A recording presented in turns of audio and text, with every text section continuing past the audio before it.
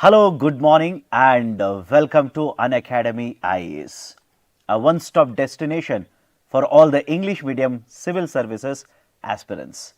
Welcome to another session of the Hindu News Analysis dated 8th of September 2024. Now, before I start the discussion, I am pretty sure all of you know this by now. Today, there is no edition of Hindu newspaper. Some of you might be waiting to receive the hard copy of the newspaper. You will not receive it today. Some of you might be waiting to download the PDF version of the Hindu News, the newspaper, either the Chennai edition or the Delhi edition, etc. None of the editions are available today. But we at Unacademy believe that even though there is no publication of newspaper today, the learning of the aspirants should not stop, and that's a precise reason. Today, I'll be taking up important news related articles or the current affairs related articles which have appeared in different newspapers today. I'll be taking up articles from Indian Express, Hindustan Times, one article from the Hindu website itself, and one article from Economic Times newspaper. So, these are the editions which are available today. Business Standard not published on Sunday, Mint newspaper not published on Sunday, Business Line not published today. So, these are the 7 very important articles from the science and technology, economics, polity, the security, internal security, etc. that I will be discussing today. But before I start the discussion, every day at 10 a.m. for the last couple of months, without fail, we have been bringing the newspaper analysis to you people. This is a one-stop destination for all of your current affairs requirement. So, if you like this initiative, do hit the like button, and if you are yet to subscribe to our channel, do it right now. Now, before taking up the first article, I hope all of you have seen this announcement that I did yesterday. Yesterday, we launched a new initiative to help you prepare for the upcoming civil services examination.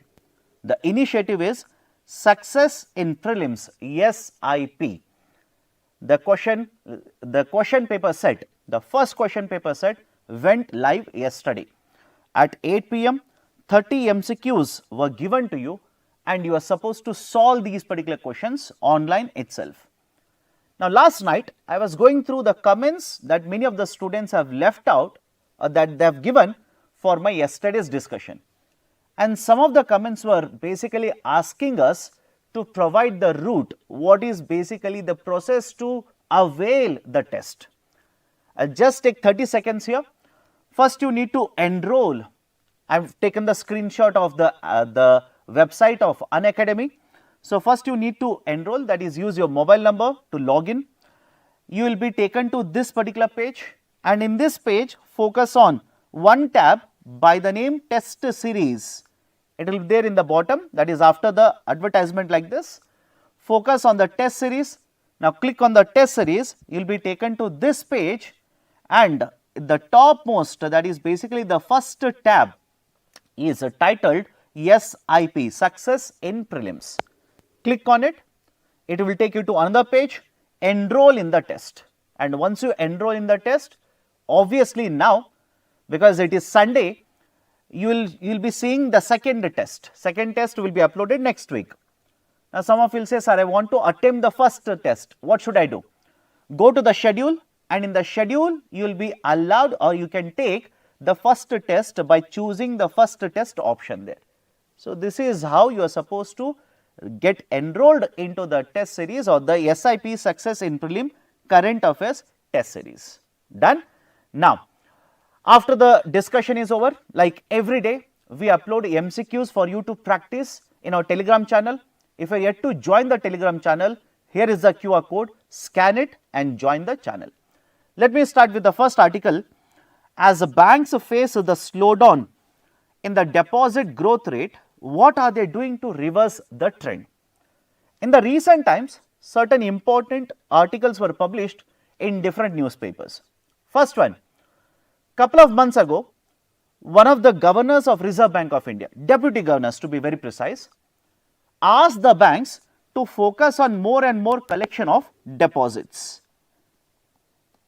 The argument of the RBI governor or deputy governor of RBI was to focus on more and more collection of the deposits. And after that, even the RBI governor argued that there has been a slowdown in case of deposit growth rate, and this deposit growth rate is actually lagging behind the credit offtake growth.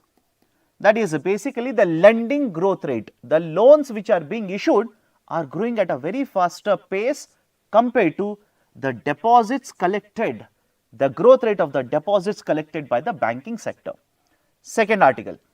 The third article, very recently the finance minister chided the banking sector, asked the banking sector to focus on the deposit mobilization from multiple number of depositors, or she called the banks to focus on small depositors rather than focusing on bulk deposits. In fact, the finance minister used one more term, very technical term by the way. The finance minister said, rather than going after the bulk deposit, focus on the small depositors. Now, what is the implication of all of these articles? What is the importance? Why should the banks be worried about the collection of the deposits, etc., etc.? Let's try and understand. Whenever you talk about a bank essentially is a financial institution. The bank will collect deposits from different types of depositors such as you, me, even government, the corporates, etc., and they will use these deposits to issue loans in the market, to provide credit in the market. Now, there is a technical term called as asset liability mismatch, and this was also referred to by the RBI governor. Asset liability mismatch. What is this asset liability mismatch? A bank will collect a deposit and the deposit has to be returned back, which basically makes the deposits the liabilities for a bank. Is it okay? Liability essentially means which we need to repay. So, the deposits are returned back by the bank. So, these are liabilities. And on the other side, the loans are given by the banks, and on the loans, the bank earns returns. The banks make interest earnings, profitability is involved in the lending. So, that is the reason the loans are generally considered to be the assets of the banking sector. Assets, example loans, liability, example deposits. Now, understand this carefully. Whenever the banks collect deposits, they will give loans. But what if the duration of the liability is smaller compared to the duration of the assets? I hope you understand this. What if the duration of the liability is smaller compared to duration of the assets? Essentially, imagine you are a bank, I will deposit money to you and I will withdraw this money, let us say fixed deposit. I will withdraw this money after 2 years, from you. Now, you will use this money, of course, the reserves are there, do not worry about the reserve ratio now. You will use this money to give a loan to a company and the loan has a duration of 10 years. So, can you see there is a different duration of the maturity period for both the assets as well as the liability, and this is called as asset liability mismatch. In short, ALM. And this is a very common phenomenon, reason being multiple banks in India borrow from retail depositors, corporate depositors, usually for a shorter duration and a medium duration, and will give loans for a longer duration. And whenever there is an idea, or let us say the pressure of asset liability mismatch, the bank might face a certain situation wherein the people or the depositors are trying to withdraw the money, but the bank does not have sufficient amount of money to allow for all the withdrawals. And that will create problems, a bank run situation in the banking sector. So, this has been flagged by the Reserve Bank of India's governor very recently. Now, point number 2, what is this difference in the growth rate that they are talking about? In this article, they have clearly written, and those who are wondering, sir, where will I get this article? After the session is over, the PPT is uploaded in the Telegram channel. Download the PPT, start referring to the articles as well as the data that I am referring to from the article. According to the latest data which has been published by RBI, the growth rate in the deposits is in the range of around 11%, whereas the growth rate in the lending is around 14 to 15%, and this difference is a concern, has been flagged by RBI governor, and RBI governor says because there is a asset liability mismatch and because the growth rate in the deposits is falling behind the growth rate in the credit growth at the difference is very, very large here, there will come a point of time, if this is not addressed, there will come a point of time when the banks will face liquidity issue. When the banks will face liquidity issue essentially means the bank doesn't have sufficient amount of money with itself. The bank does not have sufficient amount of money with itself. So, liquidity issue will take place in the coming days. We have to address this. Now, some of you will be thinking, sir, what is the issue here? Why there is a rising growth or difference in the growth rate of both of them? What is the reason behind it? And RBI governor says the structural reasons are a problem, and because these are structural in nature, these are not going to be resolved very soon. These will continue to sustain in the market and we need to find a solution for that. Now, what are these structural reasons I am talking about? Point number 1, after pandemic, a lot of investors, especially retail investors, started investing a lot of money in other instruments rather than keeping this money in the form of a bank deposit. Historically, in case of India, the households, especially the middle class households, favor keeping bank deposits, that is in the form of a fixed deposit, because the bank will offer a higher interest rate on a fixed deposit compared to a savings bank deposit. So, it has been a practice in India that the households will favor the bank deposits whenever they have extra amount of money, that is salary, etc. But after pandemic, adoption of technology has improved. The people are aware about the market now. As a result of this, the amount of money that has been flowing out of the bank deposits into the stock market has actually increased. Is it okay? The amount of money that has flowed into the stock market has increased. And the RBI data shows that. In fact, even today for households, bank deposits are a primary source of savings. But if you see how much of the funding has remained in the bank deposit and how much has flowed into the stock market, you will see there is a rising flow into the stock market.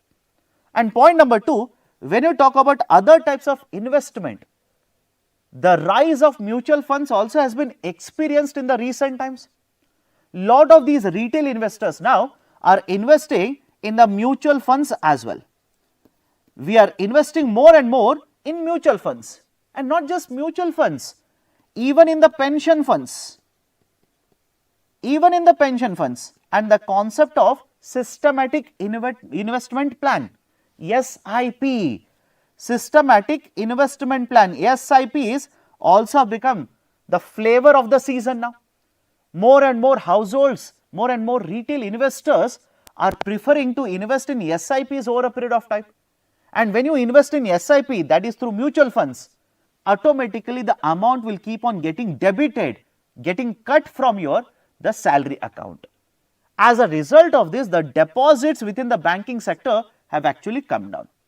In addition to this, the one more set of data which is generally provided to prove this kind of a systematic shift or a structural shift in investment is the number of demat accounts.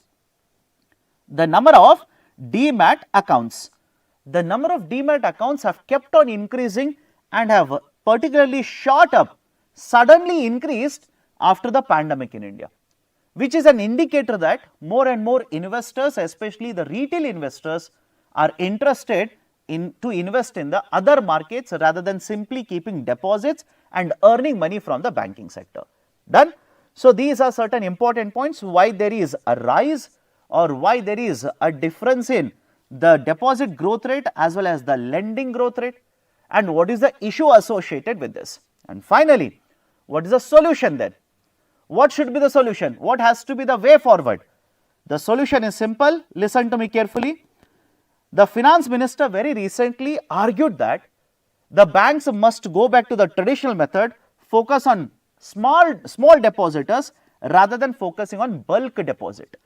Bulk deposits are essentially those FDs where the value of the amount kept with the bank is very, very high. How high? Reserve Bank of India has increased the value of a deposit to be referred as a bulk deposit. RBI has increased it to 2 crore rupees in case of a scheduled commercial bank. In case of the RRBs, this limit has been increased to 1 CR. So, in case of RRBs, it is 1 CR. In case of other banks, it is 2 CR. And the problem with running behind the bulk deposits is, these are very sensitive to change in the interest rates, very sensitive to change in the interest rates. And in terms of duration, the duration of the bulk deposits is smaller compared to duration of the retail depositors. So, what should be done by the banking sector? Focus more on small depositors. Very simple, focus more and more on small depositors such as you and me, the middle class households, the lower income households. You will be able to trap a huge amount of deposits from these depositors who are traditionally very, very small depositors in the banking sector. So, rather than running behind bulk deposits, now they will have to run behind the small depositors, offer more and more services, offer better interest rates, etc., so that you will be able to attract. For example, generally when you talk about fixed deposits, the duration of fixed deposits is in the range of 7 to 10 years.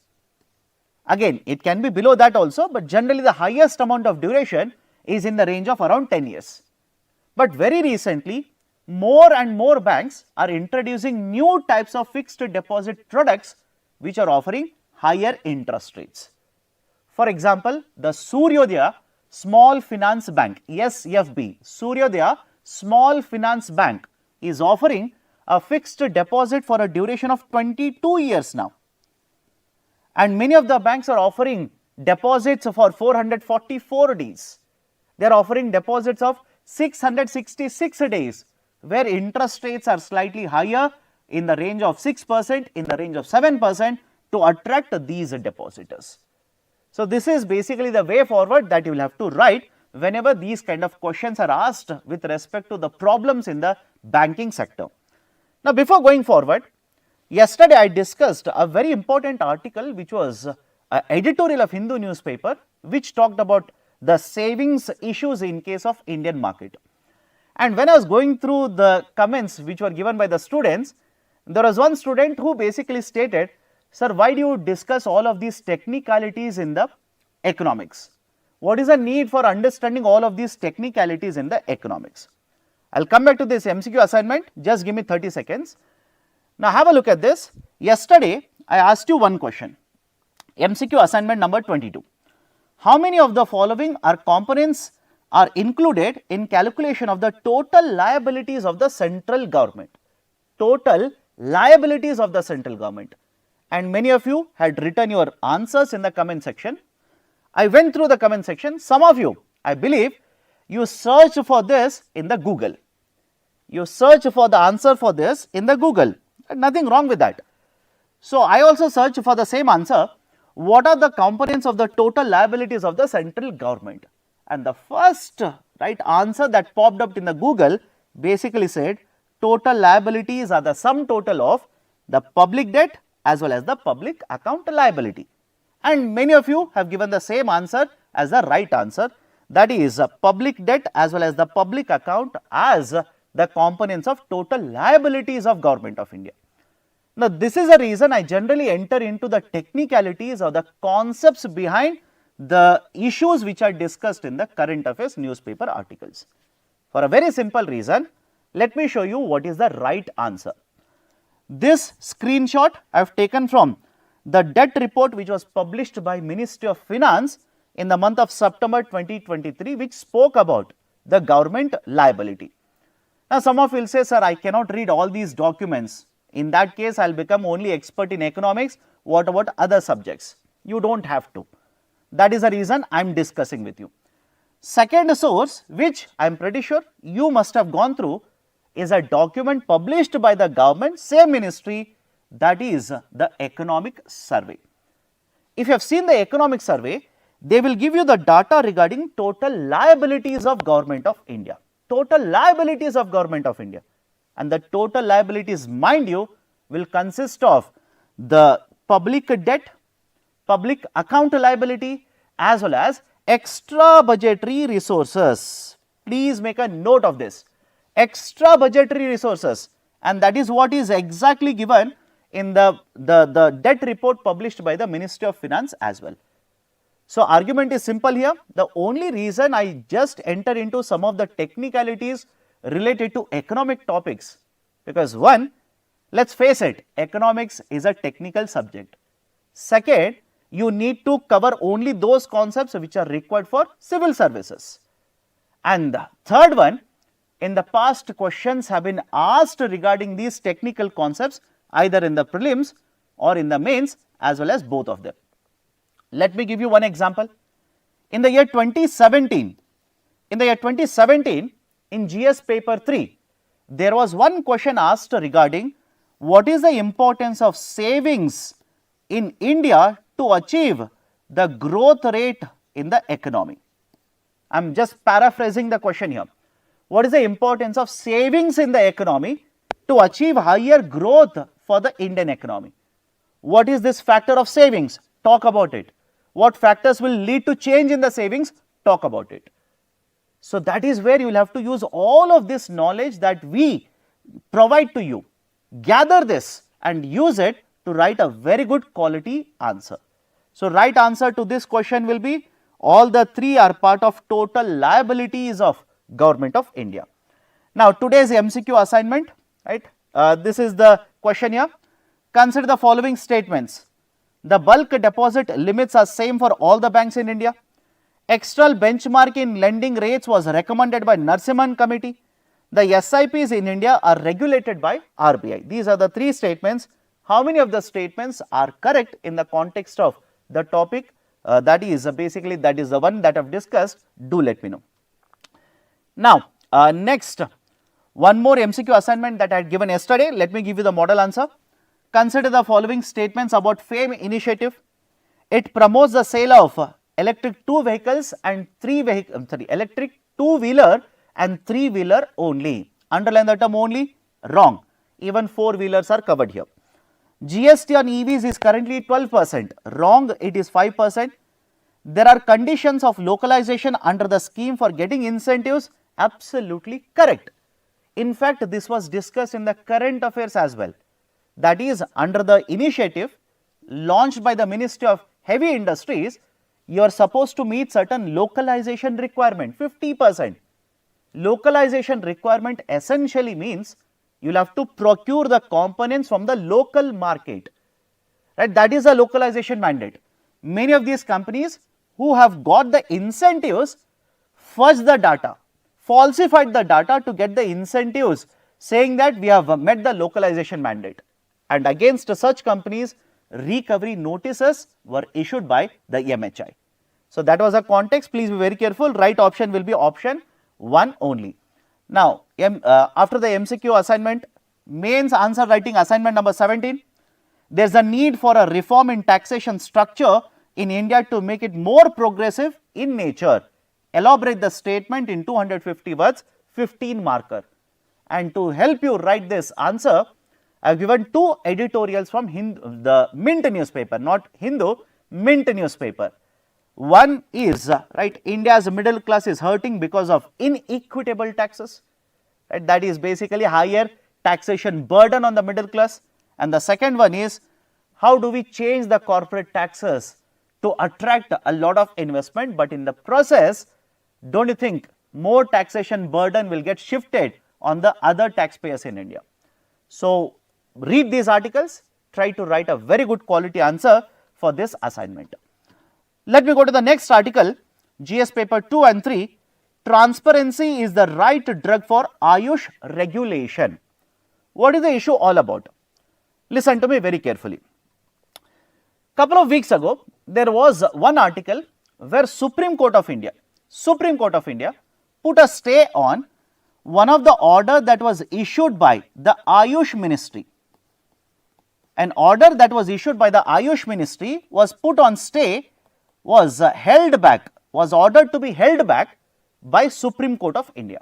What was the order? There is one rule which is the basic concept now, or which is a central theme now, that is rule number 170. Rule number 170, which is a part of the Drugs and Cosmetics Act of 1940. Drugs and Cosmetics Act, which has been amended multiple times now. Now, what is the issue all about? The issue is very simple here. If a company, let's say allopathic company, which wants to introduce a new drug, a new medicine in the market, it has to go through a particular process. Trials have to be conducted, the data has to be submitted, and after getting multiple approvals at multiple stages, now they will be allowed to introduce this medicine in the market. And even when they introduce the medicine in the market, please understand how they advertise the medicine. What is their argument? What is their pitch? Why are they promoting this medicine for the consumers, etc.? All of that is regulated by the government.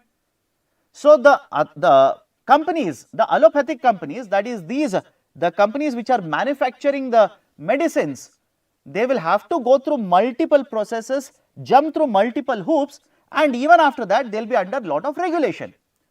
In fact, very recently, the government of India stated that now they will even look into what kind of incentives are provided by these pharmaceutical companies to the doctors. Because in multiple cases, it has been seen, it has been observed that the pharmaceutical companies will provide huge amount of incentives, money or other form of let's say the payment to the doctors, and in return the doctors will also keep on promoting these kinds of drugs which are taken up by the patients. But don't you think there can be a conflict of interest here, in the sense certain drugs which are not very effective compared to other drugs, because the doctor is getting more money from the company, the doctor might end up pushing this medicine to a lot of patients. So, that is the reason Government of India is saying we will look into even that now. But when you compare this with, let us say, the Ayurvedic medicines, Ayurvedic, the Siddhi, Ayurvedic as well as Unani, Ayurvedic, Siddhi as well as Unani, there is a concern. What is the concern? The Indian Medical Association, IMA, alleges that on one side the regulation on other medical companies is so high in terms of advertisement, in terms of efficiency of the medicine, in terms of effectiveness of the medicine, the composition of the medicine, etc. There are so many regulations. But on the other side, when you talk about Ayurvedic products, the regulation is very much relaxed. In fact, in many of these cases, there is absolutely almost negligible regulation. For example, if you want to talk about, let us say, an Ayurvedic product, what is the composition of the Ayurvedic product? Do they get approval from the authorities? Is there any regulation over the advertisements which are done by these companies, etc.?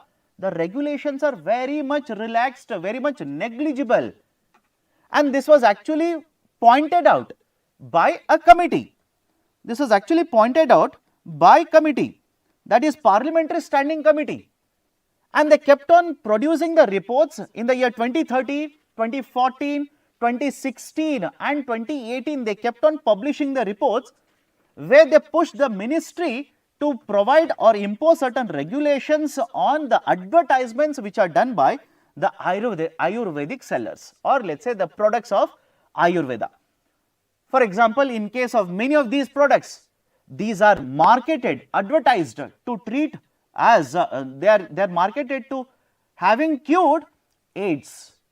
In certain cases, these are marketed saying that the person who will apply this oil can easily climb Mount Everest. They claim those. The person who has used this oil has climbed Mount Everest. He has gone for that rally, this rally, right?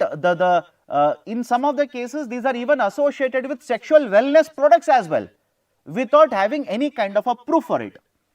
And whenever the proof is sought, generally their argument is, one, these are very old medicines in India. These have got a very long history. They will basically take a very old book and say, look at this medicine is present in the historical context. For example, Charaka Samhita, right, which is one of the oldest books in terms of Ayurvedic medicines. So, argument of IMA has been that there should be certain regulation. Why is there a regulation only for these kind of medicines? Why not for these? There should be for both of them, regulate both of them. And with the guidelines basically spoke about or talked about introducing certain regulations whenever Ayurvedic products are manufactured. They are supposed to take certain approvals before they are supposed to market them or advertise them in the market. For example, under this guidelines, now if a person wants to sell Ayurvedic medicines in the market, first and foremost, whatever marketing strategy is there, they will have to submit that to the ministry. The ministry will go through that, what is allowed, what is not allowed, etc. That will be conveyed, and after that advertisements will be allowed to be announced, or let's say, right, played in different newspapers and different mediums. This was a proposal. There was a wide backlash. And in the year 2016, after this announcement, in the year 2018, the ministry in fact implemented the proposals. Implemented under Rule 170, basically under Rule 170 of Drugs and Cosmetics Act. And against this, many of these sellers of Ayurvedic medicines went to High Court. Their argument was, by restricting, by imposing these kind of restrictions, it is hampering our right to freedom of speech. And this went to Supreme Court of India. This issue went to Supreme Court of India. And while all of this was happening, the government of India, that is AYUSH ministry, announced or issued an order in the month of July asking all the state drug controllers to not to impose any kind of restrictions under Rule 170 on these manufacturers and sellers of AYUSH products in the market. This rule was basically made useless now, or not to be implemented by the authorities now. So, against this, a public interest litigation has been filed by the Indian Medical Association. Supreme Court of India took this into cognizance and has asked Government of India to stop the order, to basically put the order on hold, do not implement the order, to withdraw the Rule 170 right now. So, this is basically what has happened in the context of AYUSH regulation in the domestic market. Now, what are the authors arguing here? What is their viewpoint? Their viewpoint is also the same. When you can have so many regulations for the other medicines, why not have similar regulations for Ayurvedic medicines as well? Because argument is, they are not contending that the Ayurvedic medicines are useless. No. Ayurveda in India has a very rich cultural history. Historically, we have been using Ayurvedic medicines. But their contention is, these Ayurvedic medicines are being used for commercial purposes, and more importantly, they are changing the composition. They are changing the composition of these Ayurvedic medicines. Although you can use historical books or let's say old books to prove that these medicines were consumed earlier also, but when you change the composition, don't you think you will have to get the approvals now? And so you will have to get the approvals for it. First argument. Second argument, if somebody will consume Ayurvedic medicine and there is a certain impact on the health, where is the database that we have to track all of this? Where is the database? Are we having effective outcomes once you consume Ayurvedic medicine? Where is the proof of it? So, there is no centralized database which will keep a track of all of these, and because there is no regulation or there is no very strict regulation in case of Ayurvedic Siddhi as well as Unani medicines, every now and then you will see that in the corner of your house, or let us say in the street, in the villages, in the let us say cities, etc., people will simply come saying that they are experts in Ayurveda, they will sell and they will simply go, but in the process they might end up cheating the innocent customers. So, that is the argument which has been put forward by the authors of the article today. This appeared in the Hindustan Times, editorial page of Hindustan Times today.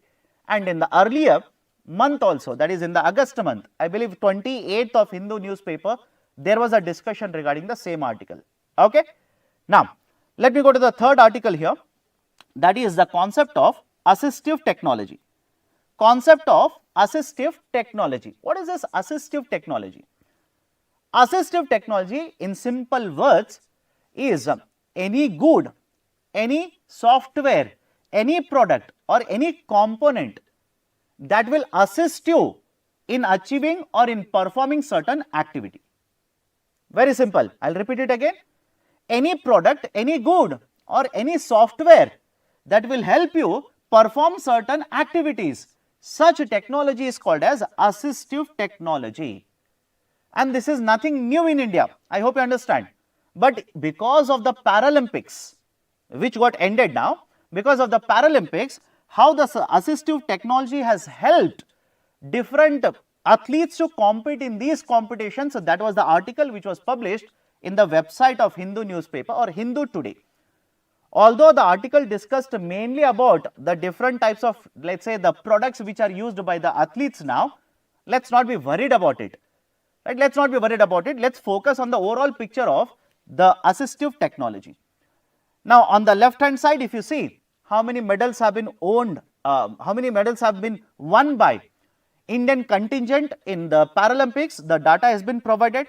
The highest ever medal tally for India, highest ever medal tally.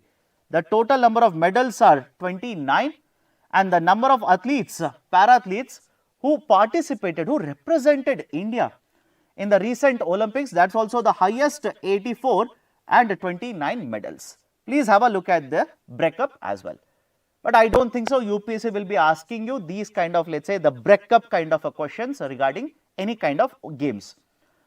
But let me focus on the concept of assistive technology.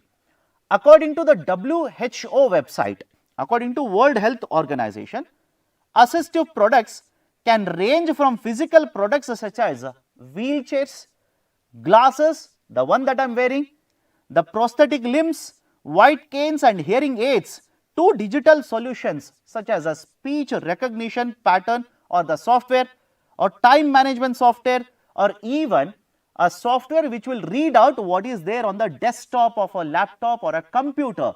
All of this is essentially the idea of assistive technology. Now, what is the importance of all of this data? Listen to me carefully. According to census of 2011, around 5% of the total population in India faces one or the other types of disability.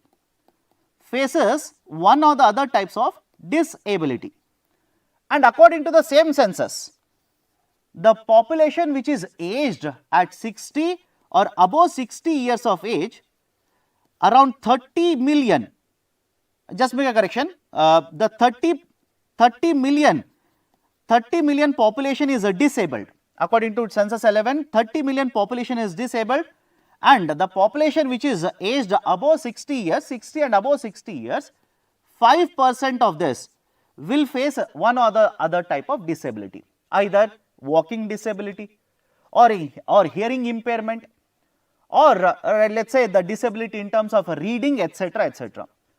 So, the argument of various experts is that we need to have a central government framework, that is a framework at the central government level to promote production of assistive technology products, ATP, assistive technology products. We need to have a central framework, And as of now, we do not have any kind of a central framework, because mind you, no doubt assistive technology has been there in the discussion because of the Olympics, no doubt.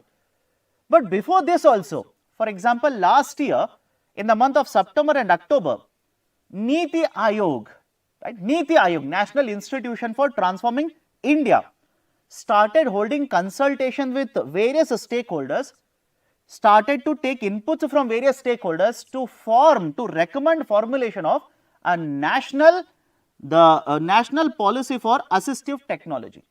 That work has already started. So please remember that. And back in the year 2021, there was a survey that was conducted measuring what is the status of presence, accessibility and affordability of assistive technologies in India.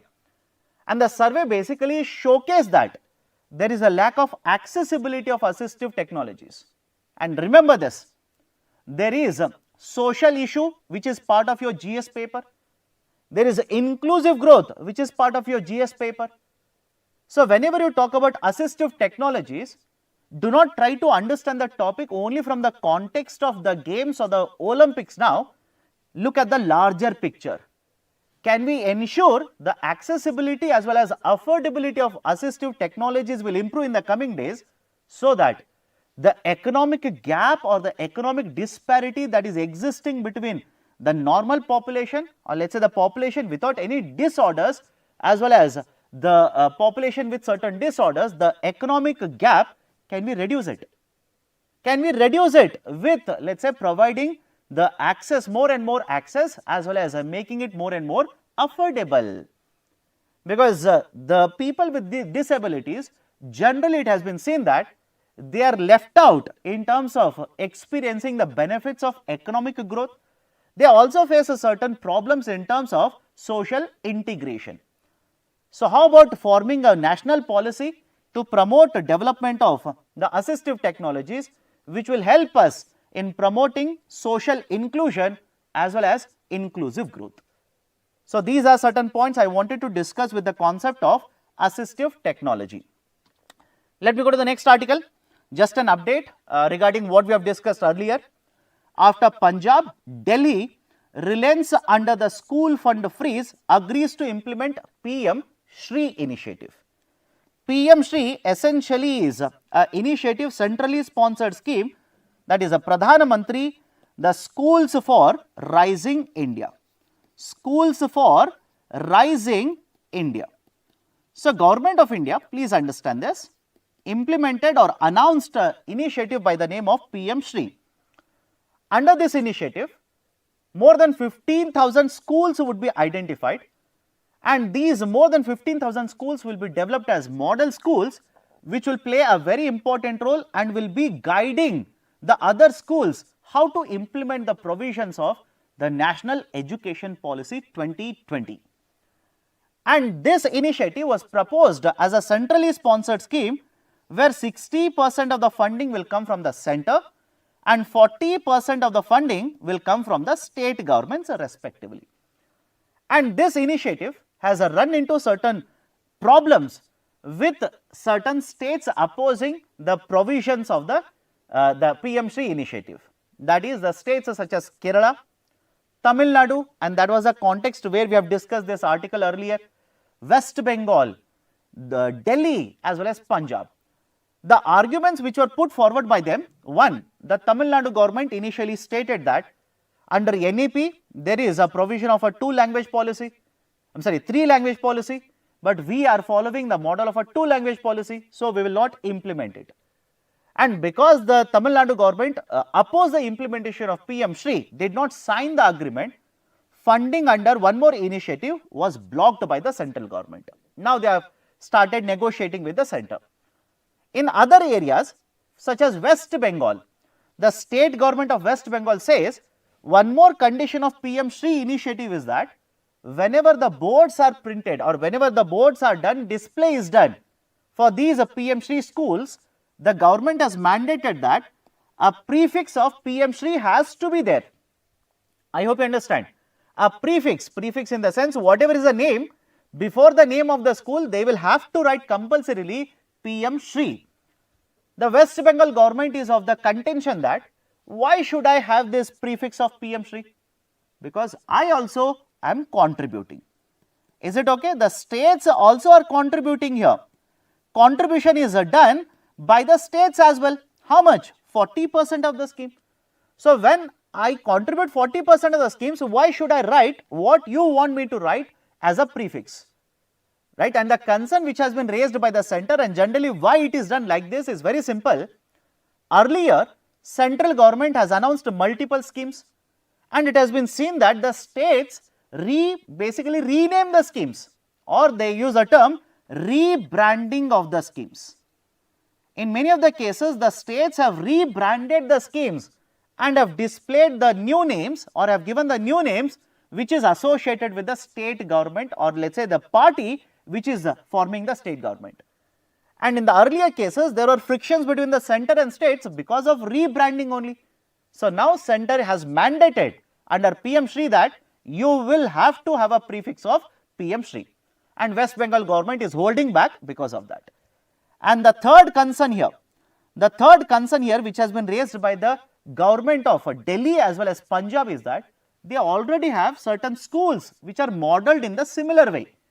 They have schools which are titled as schools for eminence, schools for excellence in Punjab as well as Haryana.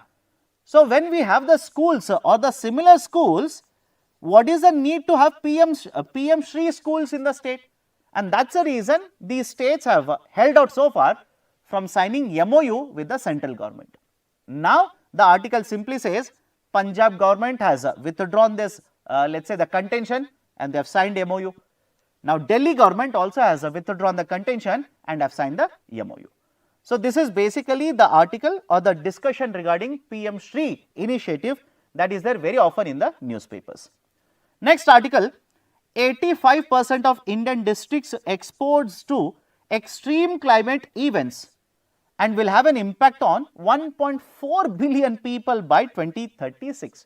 1.4 billion people. Now, what is the importance of this article? Under the concept of ecology and environment and disaster management, the state governments, central government will have to start planning whenever such disasters are going to happen. Lot of expenditure is going to be incurred, but much more importantly, certain funds have to be reserved for disaster management. In addition to taking care of the expenses after the disaster has happened, the governments will also have to plan for preventing such disasters. But in terms of making a plan, to prevent disaster happening, the government should know what kind of natural disasters are taking place or can happen in the future in certain region. For example, if certain region will face multiple floods year after year, if it will face multiple floods, then the government there will make certain policies to prevent the floods from taking place, such as let us say forestation, or taking care of let us say whenever there is excess rainfall, how can we harvest this rainfall water, etc. Planning can be done. I hope you understand, planning can be done. But what if now the government finds out that there can be a possibility of the floods in the region as well as a drought like situation in the same region? I hope you understand. In the region where we have made a plan for floods, now there can be a drought like situation in the same region. That is the worrying trend, or let us say the concern which has been raised by a report which has been published by IPE Global and E3 India. According to the report, 85% of the districts in India, have a look at this, 85% of the districts in India are exposed to either extreme climate events. For example, they can experience a flood like situation, they can experience a drought like situation, and in many of the districts they can experience a mix of both of them. That is the first finding, first important finding. 85% of the districts are facing this kind of a risk. Now, second finding, in more than 100 districts, mind you, there is a swapping now. Swapping in the sense, in these districts, earlier these were very much prone to floods, now these are very much prone to drought. And earlier, those districts which were very much prone to droughts, now they have shifted to a situation where they are prone to experiencing floods. So suddenly this kind of a swapping has happened, and in lot of these districts, both are going to happen or both are likely to happen, which is essentially a big headache for the administration now. I hope you understand, a very big headache for the administration. Why? Accordingly, the plan also has to be changed. The disaster management also has to be changed. The funding pattern also has to be changed. Right? That is the second very important finding which is given in this particular report. Third very important finding, because of these kind of extreme events and swapping like this, in some of the regions which are generally not experiencing extreme events, earlier they have not experienced these kind of events, now they might end up facing. For example, this year itself, Saurashtra region, the Saurashtra region experienced flooding. Generally they do not experience that, but the report says one of the reasons that could have happened in the this could have happened in the Saurashtra region is because of this kind of a flip and flop, this kind of a swapping of extreme events. That is also the third point. Extreme events in certain regions will take place now, extreme events. And finally, the fourth point. Here, because of such events, more and more population will become vulnerable now.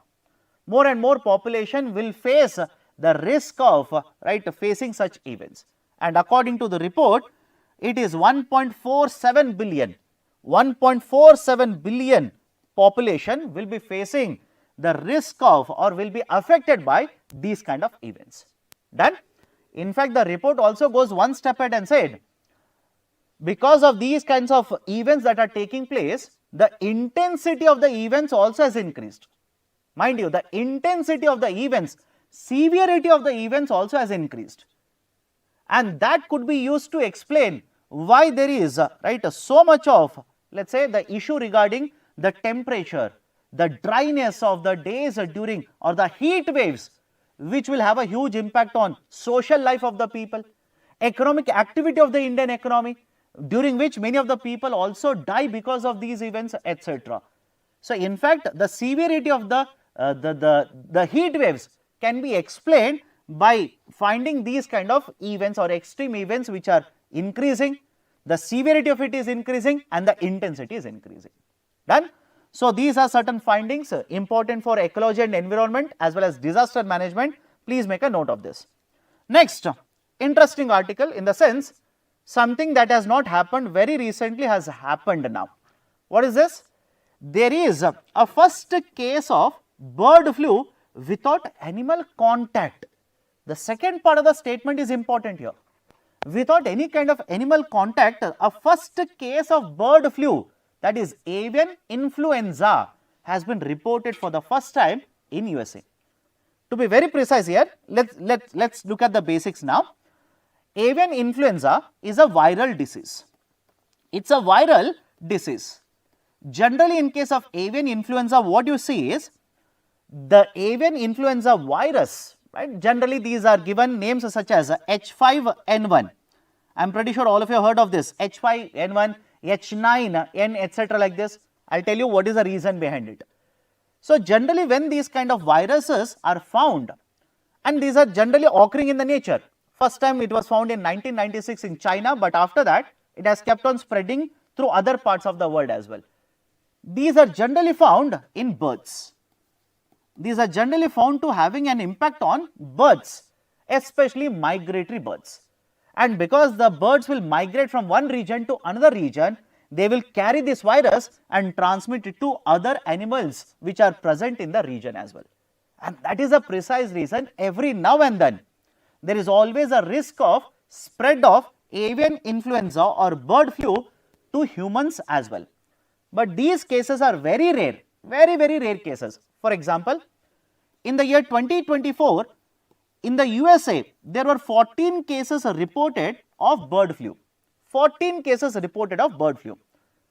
But out of this 14, the most recent one, which has been confirmed by the CDC yesterday, Center for Diseases Control in USA, it says for the first time we have found a case wherein there is a transmission to a human. That is, a person has been infected and this person doesn't have a contact with the animals. There is no established contact with the animals. Generally, how the virus is spread to humans, how the virus will transmit to humans? Whenever the person is in very close contact with the animals which have already the avian influenza virus. For example, let us say a person who is operating a poultry, and within the poultry, lot of these chickens already have contracted avian influenza. That is a virus.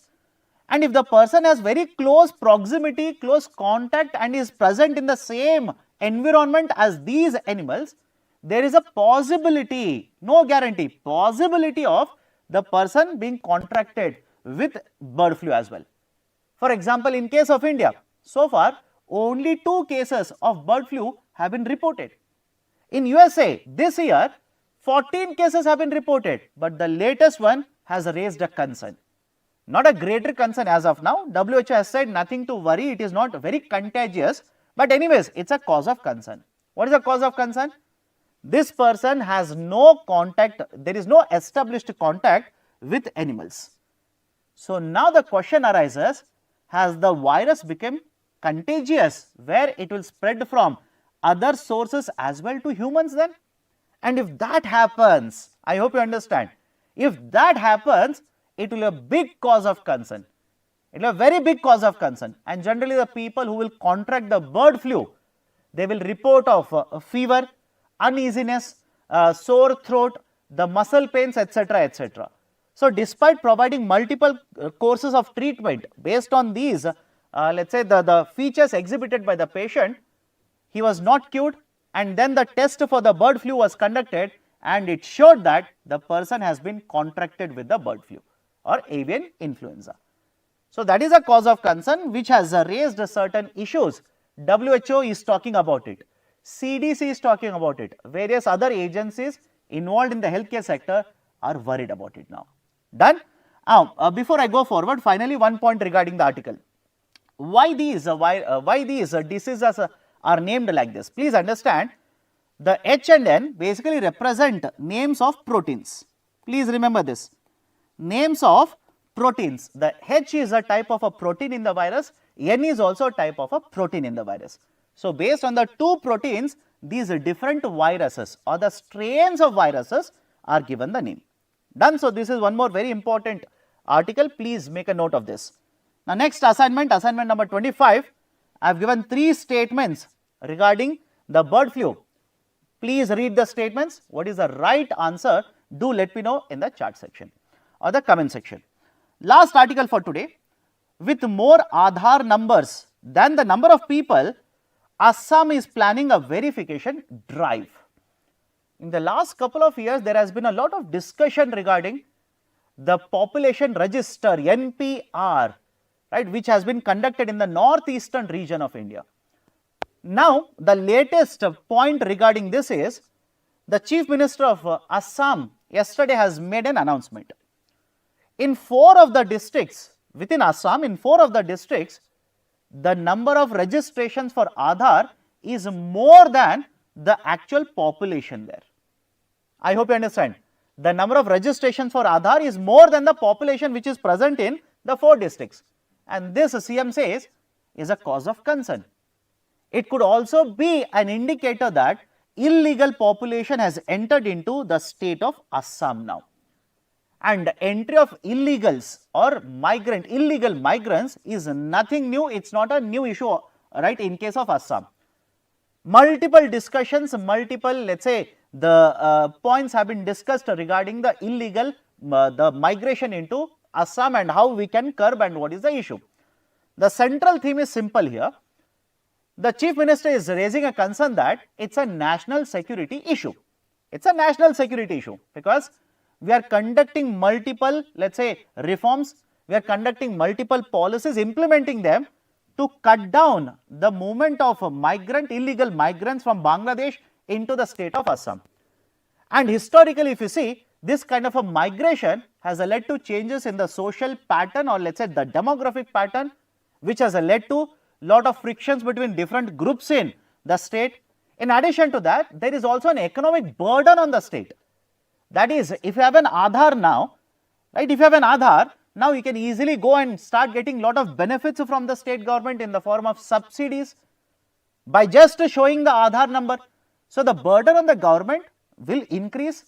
They will have to keep on providing lot of subsidies, a lot of assistance, they will have to spend money on healthcare, etc.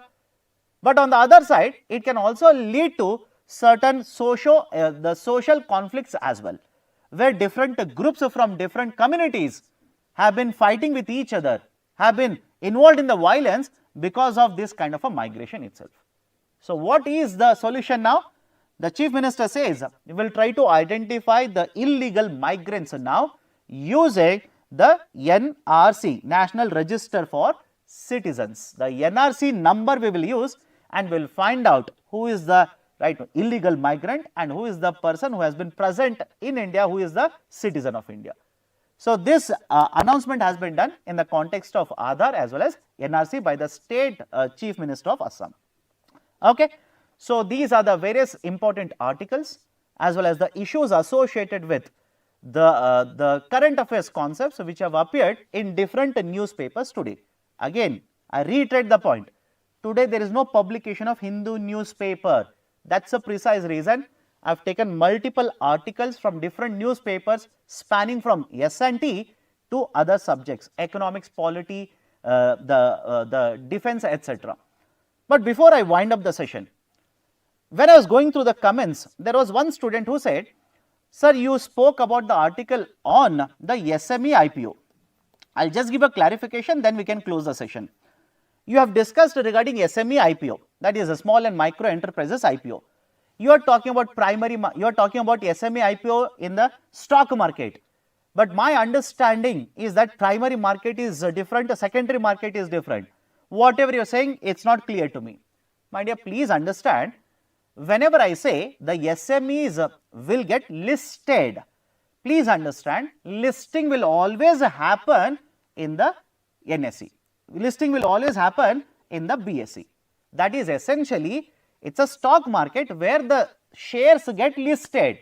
Issue of shares will happen in the primary market, trading will happen, right. When you say trading will happen, that is secondary market.